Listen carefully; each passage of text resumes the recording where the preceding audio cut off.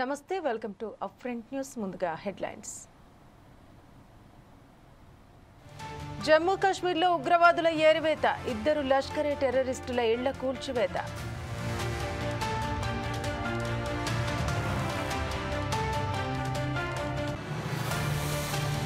పహల్గాం ఉగ్రదాడిని ఖండిస్తున్న యావత్ భారత్ ఉప్పల్లో డాక్టర్లు వికారాబాద్లో ముస్లింల ర్యాలీ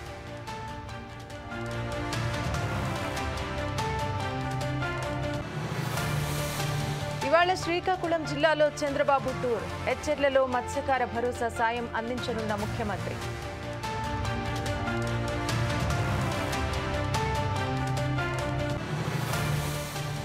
హైదరాబాద్ పెద్ద అంబర్పేట ఓఆర్ఆర్పై ప్రమాదం ఆయిల్ ట్యాంకర్లో చెలరేగిన మంటలు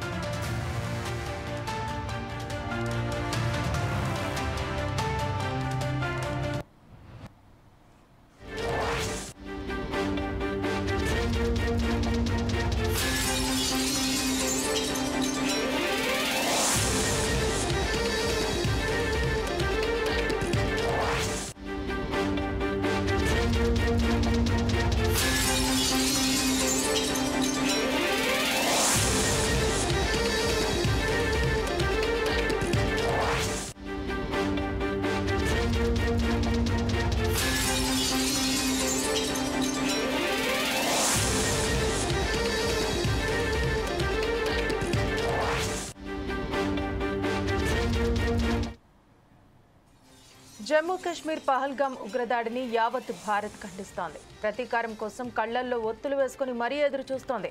పర్యాటకులను దొంగదెబ్బ తీసి పొట్టన పెట్టుకున్న ముష్కరులను తుది ముట్టించేంత వరకు వెనుకడుగు వేసేది లేదంటూ తేల్చి చెబుతోంది. అటు మన ఆర్మీ జవాన్లు కూడా పాక్కు ధీటుగా జవాబివ్వాలని ఫిక్స్ అయ్యారు. అందులో భాగంగానే సరిహద్దుల వెంబడి రాత్రింబవళ్లు కూంబింగ్ నిర్వహిస్తున్నారు. ఈసారి ఉగ్రవాదులను మనం కొట్టే దెబ్బ ఎలా ఉండాలంటే చరిత్ర పుటల్లో నిలిచిపోవాలి అన్నట్టు ఆపరేషన్ షురూ చేశారు.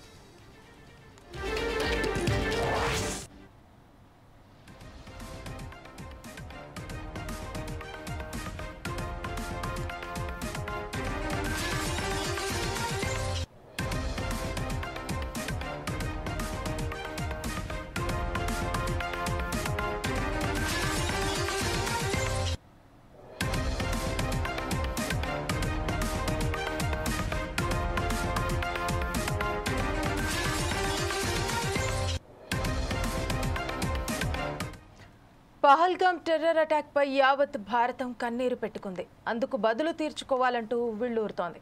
ఇందులో భాగంగా ఇండియన్ ఆర్మీ, బీఎస్ఎఫ్, సిఆర్పీఎఫ్తో కలిసి కసిగా అడుగులు ముందుకు వేస్తోంది. బార్డర్లో అణువణువు జల్లెడ పడుతోంది. కాశ్మీర్ చుట్టూ నిత్యం పహారా కాస్తూ పుల్వామా, పూంచ్, రాజౌరి సెక్టార్స్లో తనిఖీలు చేస్తున్నారు. ఉగ్రవాది అన్న అనుమానం వస్తే చాలు ఆ ఇంటిని చుట్టుముడుతోంది. జమ్మూ కాశ్మీర్లో సెర్చ్ ఆపరేషన్ కొనసాగుతోంది. నిన్న బిజ్ బెహారా, త్రాల్ ప్రాంతాల్లో కూంబింగ్ నిర్వహించారు. మోంఖమా ప్రాంతంలో ఉగ్రవాది ఆసిఫ్ షేక్ ఇంటిని ఐఈడీ బాంబులతో పేల్చేశారు.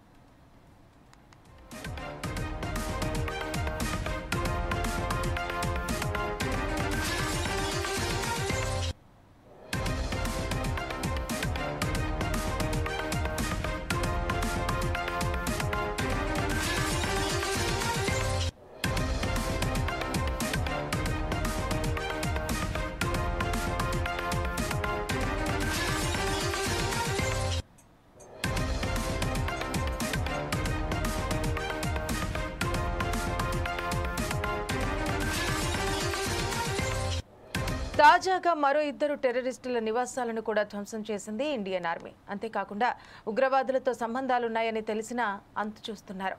ఎన్కౌంటర్లతోనూ విరుచుకుపడుతున్నారు. బందిపురా ఎన్కౌంటర్లో లష్కర్ ఎ తోయిబా టాప్ కమాండర్ అల్తాఫ్ను భారత ఆర్మీ హతమార్చింది. పహల్గాం ఉగ్రదాడి అనంతరం పోలీసులు, భద్రతా బలగాలు ఉమ్మడిగా గాలింపు చర్యలు చేపడుతుండగా కుల్నార్ ప్రాంతంలో ఉగ్రవాదులు ఉన్నట్టు ఆర్మీకి సమాచారం అందింది.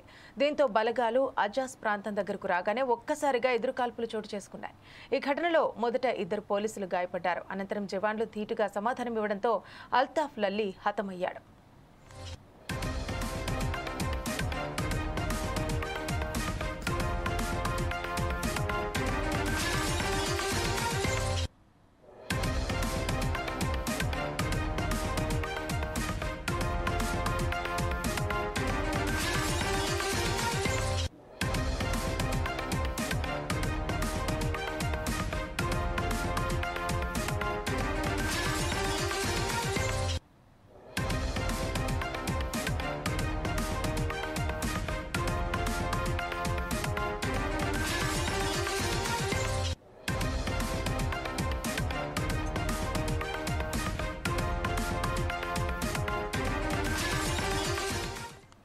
ఇక పహల్గామ్ దుర్ఘటన తర్వాత జరిగిన కాల్పుల్లో లష్కర్-ఏ-తోయిబా టాప్ కమాండర్ అల్తాఫ్ హతమవడం కాస్త ఊరటనిస్తోందనే చెప్పాలి.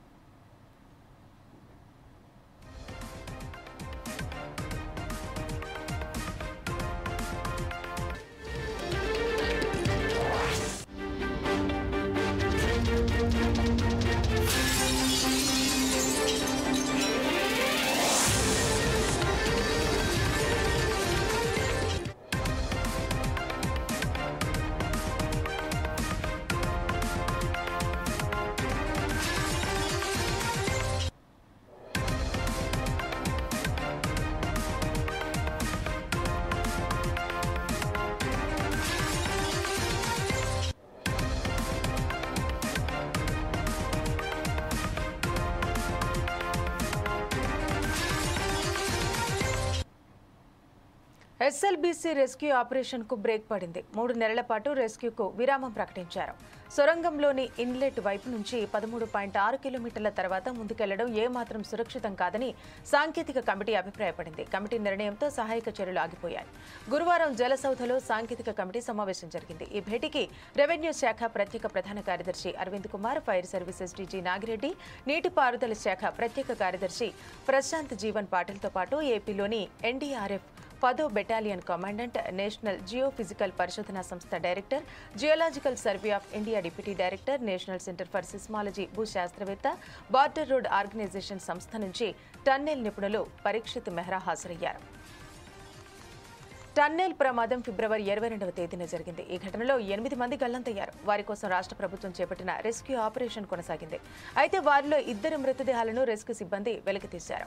మరో 6 కోసం తవ్వకాలు జరిగాయి. దాదాపు 63 రోజుల పాటు కొనసాగిన ఈ రెస్క్యూ ఆపరేషన్ కు బ్రేక్ పడింది. దీంతో టన్నెల్లో నిర్విరామంగా వర్క్ చేసిన ఎక్స్కవేటర్లు బయటకు వచ్చాయి. ఈ రెస్క్యూలో శిథిలాల తొలగింపు దాదాపుగా పూర్తయినట్టు తెలుస్తోంది. కేవలం డేంజర్ జోన్లో మాత్రమే శిథిలాలను తొలగించాల్సి ఉంది. ఇక దీనిపై మరింత సమాచారం మా ప్రతినిధి రాకేష్ అందిస్తారు. రాకేష్, చెప్పండి. అంటే చాలా దగ్గర ఒక 2 నెలల నుంచి సాగుతోంది ఈ రెస్క్యూ ఆపరేషన్ అనేది. ఇప్పటి వరకు ఒక 2 మృతదేహాలను మాత్రమే బయటకు తీశారు. ఇంకా మరికొన్ని మృతదేహాలు లోపలే ఉన్నాయని మనం అనుకోవచ్చు. అయితే మళ్ళీ ఎప్పుడు స్టార్ట్ చేస్తారనమాట? శ్రవంతి, దాదాపు రెస్క్యూ ఆపరేషన్ అయితే 62 రోజుల పాటు దాదాపు 2 నెలలు అయితే నిర్విరామంగా కొనసాగాయి. కానీ సాంకేతిక నిపుణుల కమిటీ ఇచ్చిన ఆదేశాలతోని ఈ రెస్క్యూ ఆపరేషన్ అయితే సురక్షితం కాదని అయితే కమిటీ నిర్ణయించింది. దీంతో రెస్క్యూ ఆపరేషన్ అయితే విరామం అయితే ప్రకటించారు. దాదాపు 3 నెలలు, మొత్తానికి 90 రోజులు అయితే రెస్క్యూ ఆపరేషన్ అయితే బ్రేక్ పడినట్లే చెప్పుకోవచ్చు. ఇప్పటికే దీనిపై మనకు ఈ కమిటీ కూడా ఒక క్లారిటీ అయితే ఇచ్చింది. 3 నెలల వరకు కూడా ఎటువంటి రెస్క్యూ ఆపరేషన్ చర్యలు ఉండవంటూ కూడా తేల్చెప్పిన పరిస్థితి మనం చూస్తున్నాం శ్రవణ్.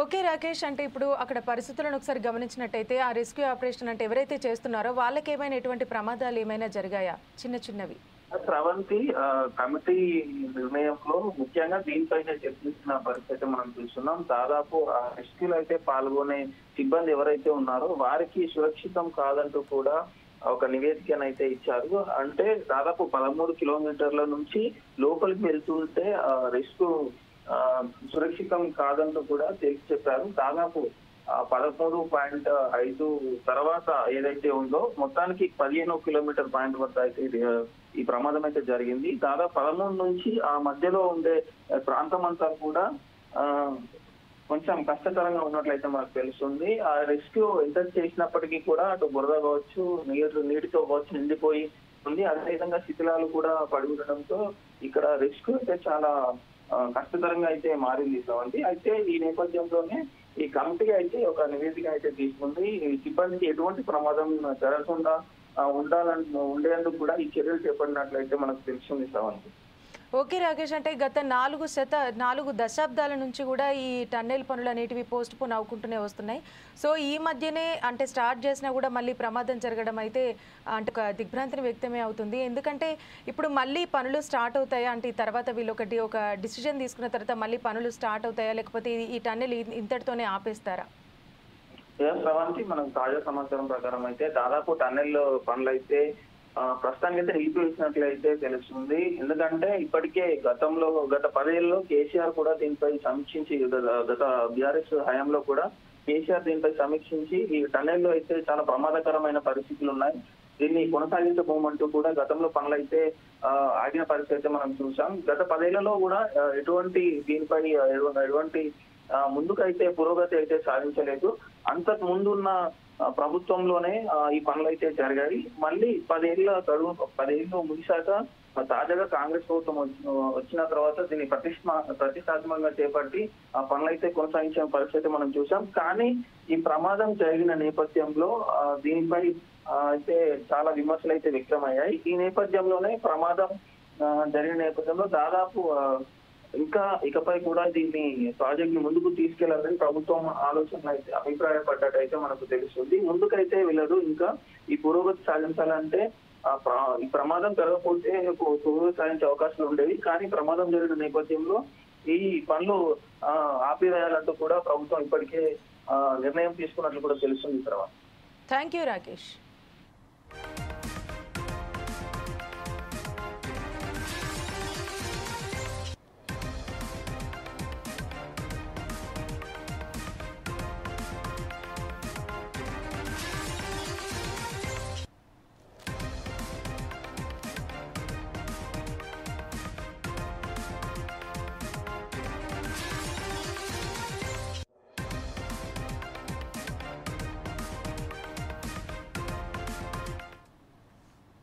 ఇవాళ శ్రీకాకుళంలో సీఎం చంద్రబాబు పర్యటించనున్నారు. ఎచ్చెర్ల మండలం బుడగట్లపాలెంలో మత్స్యకార చేయూత పథకాన్ని ఆయన ప్రారంభించనున్నారు. అనంతరం మత్స్యకారులతో ముఖాముఖి కార్యక్రమాన్ని నిర్వహించనున్నారు. ఆ తర్వాత చెక్కుల పంపిణీ చేయనున్నారు. పలు అభివృద్ధి కార్యక్రమాల్లో ఆయన పాల్గొంటారు. ప్రజా సమస్యలను అడిగి తెలుసుకోనున్నారు చంద్రబాబు. ఇక సీఎం పర్యటన నేపథ్యంలో అధికారులు అప్రమత్తమయ్యారు. సీఎం టూర్ కోసం 1500 మందితో బందోబస్తు నిర్వహిస్తున్నారు. ఇక ఇవాళ మధ్యాహ్నం సీఎం చంద్రబాబు శ్రీకాకుళం జిల్లాకు చేరుకుంటారు. అనంతరం బుడగట్లపాలెంలోని అమ్మవారిని ఆయన దర్శించుకుంటారు. అనంతరం మత్స్యకారులతో కాసేపు ముచ్చటిస్తారు. ఆ తర్వాత మధ్యాహ్నం 2 గంటలకు అక్కడ ఏర్పాటు చేసిన ప్రజావేదిక సభకు చేరుకొని ప్రసంగిస్తారు. అనంతరం ఎచ్చెర్ల నియోజకవర్గంలోని కూటమి కార్యకర్తలతో సీఎం చంద్రబాబు సమావేశమవుతారు. ఇక సముద్రంలో వేటకు విరామం సమయంలో మత్స్యకార కుటుంబాలకు మత్స్యకార చేయూత పథకం ద్వారా ఏపీ ప్రభుత్వం ఆర్థిక సాయాన్ని అందిస్తోంది. అయితే ఈ భృతి గతంలో 10,000 రూపాయలుండగా ఇప్పుడు దానిని 20,000కు ప్రభుత్వం పెంచింది. దీని ద్వారా మత్స్యకారులకు 258 కోట్ల రూపాయల నిధులను ప్రభుత్వం అందించనుంది. ఈ పథకం ద్వారా 1,29,178 కుటుంబాలకు లబ్ధి చేకూరనుంది.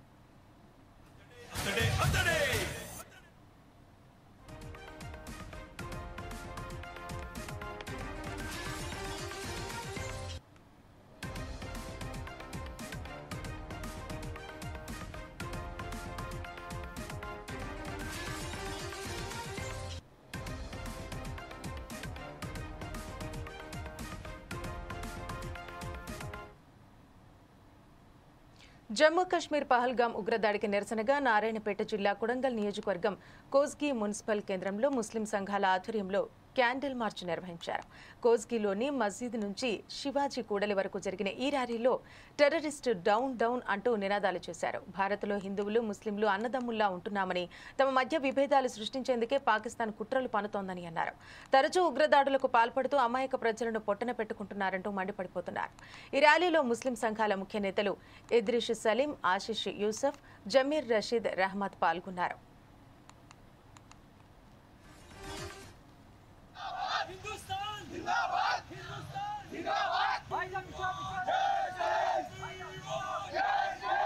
ఈ దేశం స్వాతంత్రం కోసం అన్ని కులాల వారు, అన్ని మతాల వారు ఒక్కటై తమ ప్రాణాలను అర్పించి ఈ దేశాన్ని స్వాతంత్రం తీసుకొచ్చినారు.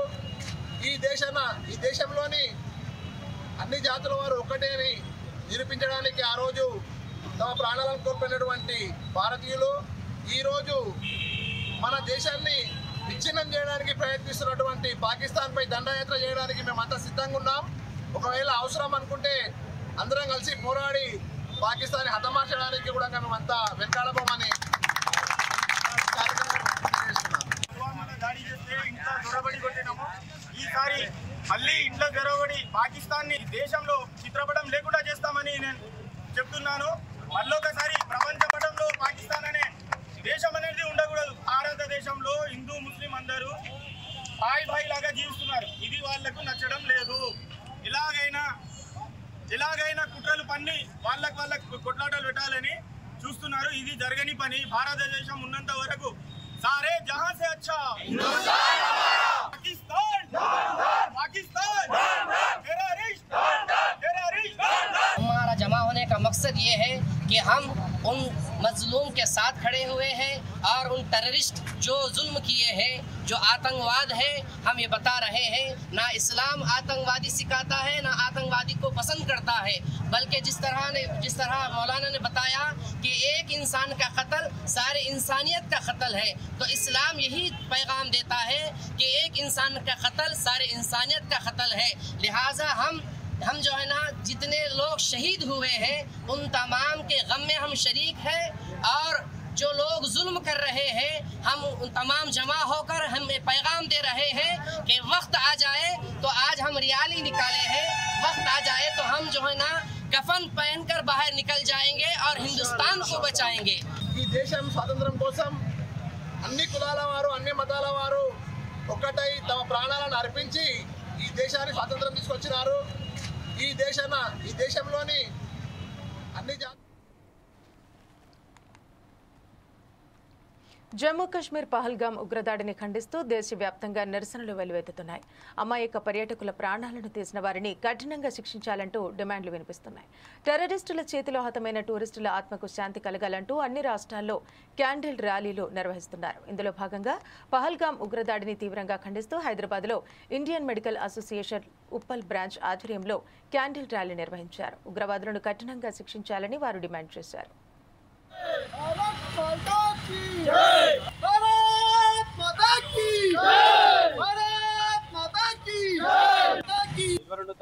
కాశ్మీర్ పుల్గాంలో జరిగిన తీవ్రవాదుల దాడికి నిరసనగా ఈరోజు కొవ్వొత్తుల ర్యాలీలో పాల్గొనడం జరిగింది. మనుషులను చంపే సిద్ధాంతే మనుషులు పోతే ఒక కుటుంబంలో మనిషి పోతే ఏ విధంగా బాధ ఉంటుందో సమాజంలో అందరికంటే మా వైద్య వృత్తి చేపట్టిన మా డాక్టర్లకే బాగా తెలుసు ఆ బాధ ఏందో. అటువంటి మనుషులను చంపే హక్కు ఎవరికి ఇవ్వలేదు ప్రపంచంలో. అటువంటి దాడికి పాల్పడిన మూర్ఖులకి కఠిన శిక్ష విధించేటట్టుగా వాళ్ళ మీద దాడిని ఖండించేటట్టుగా మా ఐఎంఏ ఇండియన్ మెడికల్ అసోసియేషన్ భారతదేశం తరపు నుంచి అందరికీ నివాళులు అర్పిస్తూ ఈరోజు కొవ్వొత్తుల ర్యాలీ తీయడం జరిగింది. డాక్టర్స్ అనేవాళ్ళు ఏం చేస్తున్నారు, ప్రాణాలు కాపాడుతున్నారు. కానీ కొంతమంది ఇట్లా ఈ కశ్మీర్ టెర్రరిజంలో మన హిందువులని చంపేయడం అనేది చాలా బాధాకరం. ఇది వాళ్ళు సంతోషంగా పిల్లలతోటి వాళ్ళు హ్యాపీగా గడుపుదామని వెళ్ళిన రోజున వాళ్ళు అలా చేయడం అది చాలా దారుణం.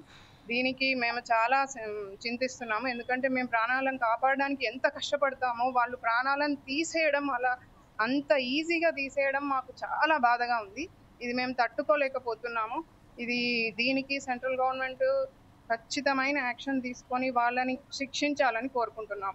ఆర్టికల్ 370 రద్దు తర్వాత ఇప్పుడే పర్యాటక రంగంలో అభివృద్ధి చెందుతున్నటువంటి కాశ్మీర్ ప్రాంతంలో భయోత్పాతాన్ని మన భారతదేశంలో భయోత్పాతాన్ని సృష్టించి ఎదుగుదలను అణచివేసేందుకు ప్రయత్నిస్తున్న తీవ్రవాద కుట్రలో భాగంగానే ఈ హత్యాకాండ జరిగింది. మా ఐఎంఏ ఇండియన్ మెడికల్ అసోసియేషన్ తరఫున ఇలాంటి హత్యాకార సంఘటనల్ని తీవ్రంగా ఖండిస్తున్నాము. ఈ మారణ హోమంలో ప్రాణాలు కోల్పోయిన అమరులందరికీ నివాళులు అర్పిస్తూ దానిలో గాయపడిన క్షతగాతులందరూ త్వరగా కోలుకోవాలని దోమల వల్ల వచ్చే వ్యాధుల పట్ల ప్రజలు అప్రమత్తంగా ఉండాలన్నారు Tandur deputy DMHO doctor Ravindra Yadav. ప్రపంచ మలేరియా దినోత్సవాన్ని పురస్కరించుకొని వికారాబాద్ జిల్లా కొడంగల్లో నర్సింగ్ విద్యార్థినులతో కలిసి ర్యాలీ నిర్వహించారు.